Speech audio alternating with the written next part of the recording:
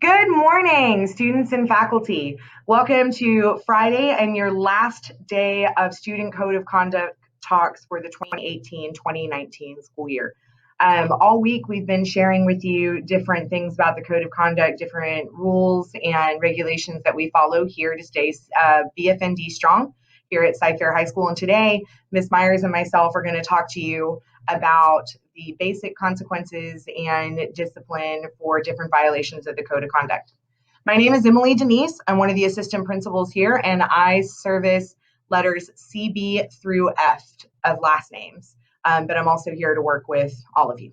Good morning. My name is Rika Myers, and my alpha is SP through Z. Let's start by talking about where you can find the Code of Conduct. It's your responsibility and your parents' responsibility to be aware of all of the rules in the Student Code of Conduct. The Student Code of Conduct is here to help us stay safe and maintain a safe, functional learning environment. You can find the Student Code of Conduct on the district webpage under Parents and Students, and then under Student Code of Conduct as we've highlighted here for you. You can also request a hard copy. To do so, please come to the AP's office to request it. We also have them in Spanish. All right, as we've already said, we're going to go over some of the Code of Conduct basics. These are things that would get you sent to the assistant principal's office and things that we would have to deal with on a daily basis when you make some poor choices. Students, we want you here every day and on time for every class. Tardies can hurt your success in the classroom. Chronic tardiness results in a loss of class time, class disruptions, and can lead to poor academic performance. So we have the following tardy continuum here on our campus. 2 tardies will get you lunch detention right off the bat. 4 tardies in a week gets you mandatory after school time, which is we call mandatorials. 6 tardies or more, 6 tardies gets you after school D-Hall.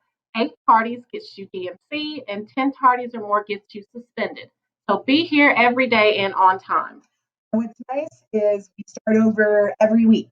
So if you have a bad week, you have the opportunity the next Monday to start fresh. But on that second tardy, during the course of a week, there are disciplinary actions. If you are a student driver, your parking can be tied to your attendance and tardiness. If you're consistently tardy to first period or second period, if you have late arrival, that is something that we as the assistant principals do, is we'll take your parking to help motivate you to make the right choice and be here on time. D-Hall, lunch, and after school. Should you be assigned lunch detention for tardies or any other offense, you're going to find me, Ms. Denise, in front of the AP's office on the Main Street hallway. There's a picture of what it looks like when you come and see me. I have a cart. You get a chair. You face the wall. There's no phone, no friends, no fun, and no food until you're dismissed. Meaning you need to show up to me at the beginning of lunch, and then I'll dismiss you to go get your lunch in order to get credit for your D-Hall. You don't go to D-Hall, and then your AP can assign you other disciplinary consequences such as DMC and suspension, which we'll talk about in a bit. After school D-Hall is held on Wednesdays. It's in the cafeteria from 2:50 to 4:45. You need to work silently on homework or an assignment. You're not allowed a phone, no friends, no fun, and again, you're there for almost 2 hours in silence for your after school D-Hall. So why would you have D-Hall at all? Well, tardies. Tardies is a big reason that we as the assistant principals assign D-Hall. You need to make the good choice and be to class on time. Also, nuisance behaviors. If you're not wearing your ID badges, that's something that we can give you as D-Hall to help motivate you to make the right choice. If you're not following basic behaviors that we need you to in the hallway, running, yelling, profanity, D-Hall is something that we can assign as well, also for minor bus reports. Discipline management class, otherwise known as DMC, is another place where there's no phone, no friends, no fun, and no free time. You're silent all day long in the same classroom doing your classwork. So some common offenses that will get you assigned to DMC is skipping class, bad continued nuisance behavior, profanity, cheating, refusing to surrender your cell phone, class disruption, failure to report to D-Hall, inappropriate physical contact, and leaving campus. You're not allowed to leave campus. As was previously discussed with the other APs earlier in the week, we are a closed campus.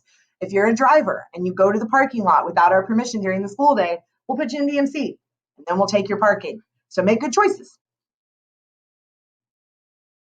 All right, let's talk about reasons you would be suspended. So suspension is when you're not allowed to come to school, right? School is a privilege and it helps you move further in life. So yes, it's an allowed to. It's an immediate loss of exemption should you be suspended. You're not permitted at school for a period of 1 to 3 days. Going back to the exemption thing, that's per semester. So if you're suspended in the fall, you lose them for the fall. It's not a year-round thing. You're not allowed on any district property for the 24 hours that you're suspended. So if you're suspended for 3 days, that's 72 hours. That includes attending football games, basketball games, volleyball, swimming, and all of the other extracurricular activities. It also means that if you're supposed to play in a game, play in a sport, perform in a concert for our school, that you're not allowed to do so if the event falls during the time that you're suspended.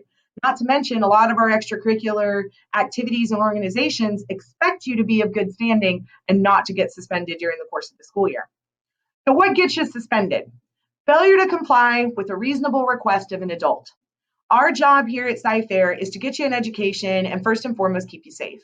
If an adult on this campus is asking you to do something reasonable, hand over a cell phone if you were not using in the appropriate time, wear your ID badge, go to class, those are reasonable requests of an adult. And if you fail to comply with those, suspension is an option that the assistant principals have to discipline you. Vaping in all of its forms, e-cigs, vaping on campus at any point, having it in your possession will lead to an automatic suspension. Also, if that vape oil does not contain nicotine and contains illegal substances beyond that, there can be other consequences involving our officers as well. Fighting. As we've already stated, it's our job to keep you safe and maintain an educational environment conducive to learning, meaning you can't fight in the hallway. Take it outside, don't keep it here. That's not how we're going to handle ourselves here at Sci-Fair High School. Any kind of major disrespect to an adult, major school disruption and theft. If it's not yours, don't touch it. If you find a phone, don't keep it, bring it to the office because you can be suspended for having property that doesn't belong to you. Now let's talk about the worst of it, ALC and JJAEP. In the Code of Conduct, there are 5 levels of infractions or misbehaviors. Levels 1 and 2, your teachers handle. 3 is everything we've talked about thus far as DMC and suspension. 4 and 5 are what end up at ALC or JJAEP. ALC predominantly is where students are sent if they're under the influence at any time during any district event. That means a football game, prom, during school, homecoming. You're not allowed to be impaired at any time. Not only is it not good for your health, it's not good for your academic success. Having drugs on your person or illegal substances or items on our campus at any time can lead to an ALC placement anywhere between 15 and 45 days. When you go to ALC, it's a different campus. So you're still technically a student of Sci-Fair, but you're not attending school here. It's all day DMC with uniforms.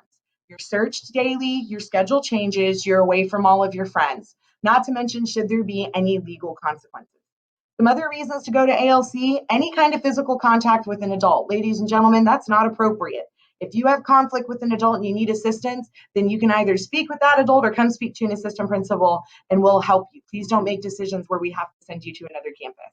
Possession of drugs under the influence is already discussed, possession of alcohol or under the influence, and any kind of threat against a school or a person can lead you to ALC.